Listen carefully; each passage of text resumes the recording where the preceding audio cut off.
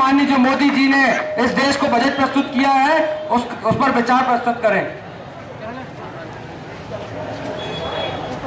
Bharatiya Janata party के मंडल के अध्यक्ष भाई राजेश बड़गैया जी, हम सभी के सम्माननीय पूर्व मंत्री आदरणीय बब्बू जी, युवा मोर्चे के अध्यक्ष भाई सोनू बचवानी जी, नर्मदा मंडल के अध्यक्ष भाई राजेश जी, महिला मोर्चे की नगर की उपाध्यक्ष श्रीमती भार्गव जी, आदरणीय रेखा उपाध्याय जी, मीरा जी, संगीता जी,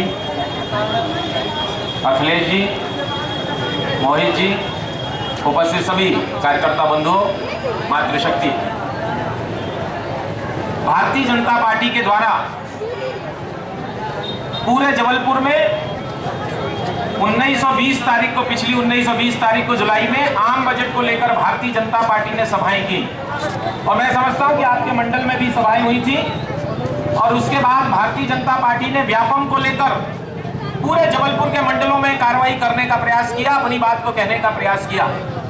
लोकतंत्र में एक बात होती है और लोकतंत्र का स्वाभाविक दर्शन होता है कि चाहे विधानसभा का मामला हो, चाहे लोकसभा का मामला हो, चाहे नगर निगम का मामला हो, यदि आप सदन में अपनी बात रख रहे हैं तो आपको दूसरे की बात को भी सुनने का दायित्व हो जाता है। लेकिन कांग्रेस के साथ ये समस्या है, वो अपनी बात कहना तो चाहती है, अपनी बात को सुनवाना चाहती है, लेकिन जब उसे सुनने का मौका आता है तो वो सदन के बाहर चली जाती है। ये लोकतंत्र का ठीक पक्ष में मानकर नहीं चलता हूं और इसलिए भारतीय जनता पार्टी ने तय किया कि व्यापम के मामले में जो लगातार बातें की जा रही हैं, चाहे वो विधानसभा के अंदर की जा रही हो, चाहे विधानसभा के बाहर की जा रही हो, और इसलिए भारतीय जनता पार्टी ने तय किया, माननीय मुख्यमंत्री ने तय किया, भारतीय जनता पार्टी के संगठन ने तय किया कि व्यापम के बारे में कांग्रेस जो बात कर रही है हम उसका तर्क के आधार पर बात करेंगे, आंकड़ों के आधार पर बात करेंगे। जबलपुर में जो हो रहा है, मध्य प्रदेश में जो भी हो रहा है, आप देख रहे हैं कांग्रेस क्या कर रही है। कांग्रेस केवल पुतले जला रही है, कांग्रेस प्रदर्शन कर रही है, आंकड़ों की बात नहीं कर रही है,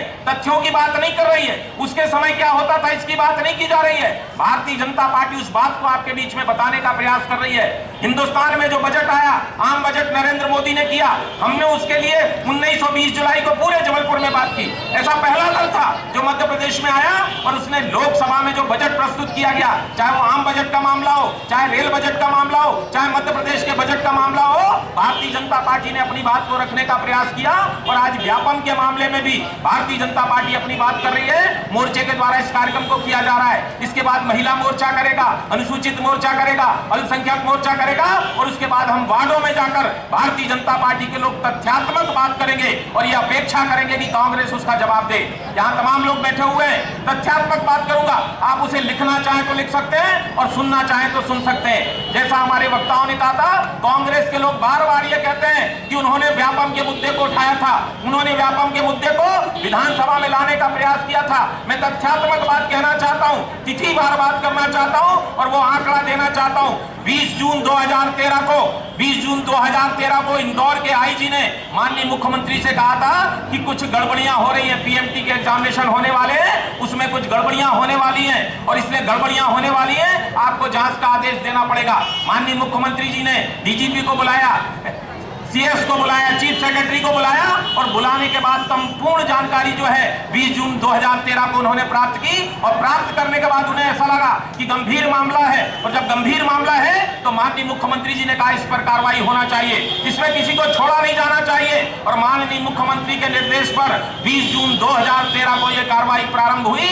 और उसके कारण जब 7 जुलाई को पीएमटी के पेपर होने वाले थे 2013 में, एक दिन पहले एसटीएफ के द्वारा, प्रशासन के द्वारा कार्रवाई की गई और कार्रवाई करने के बाद उसमें अनेक लोगों को पकड़ा गया और जो पकड़े लोग थे उनके द्वारा जानकारी दी गई कि उन्होंने गड़बड़ियां की हैं और उस गड़बड़ी का परिणाम हुआ कि माननीय मुख्यमंत्री के द्वारा एसटीएफ का गठन किया गया और यह कहा गया कि जितनी गड़बड़ियां परीक्षा में हो रही है उन तमाम परीक्षा की गड़बड़ियों को आपको देखना पड़ेगा, जांच करना पड़ेगा, जो दोषी होंगे उन पर कार्रवाई करना पड़ेगी। दोषियों पर कार्रवाई हुई, उसमें चाहे हमारे लोग रहे हो चाहे दूसरे के लोग रहे हो, उन पर कार्रवाई की गई और इसलिए इस मंच के माध्यम से गंभीरता से कहना चाहता हूं, कांग्रेस ने इस मुद्दे को नहीं उठाया था, माननीय मुख्यमंत्री ने इस मुद्दे को उठाया था।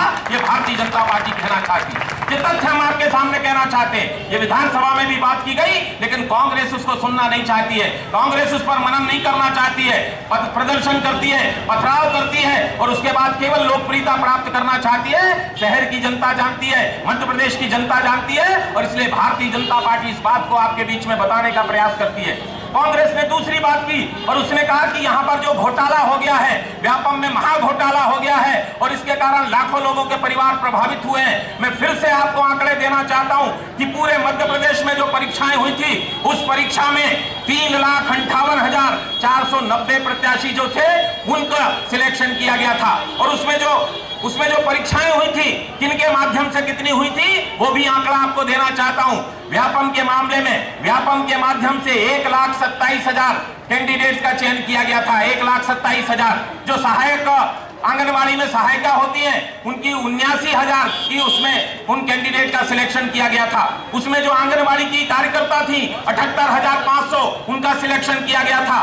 पुलिस की जो भर्तियां हुई थी 21,000 लोगों की, उनकी भर्तियां की गई थी। ऑनलाइन जो परीक्षाएं हुई थी उसमें 15,000 लोग सम्मिलित हुए थे।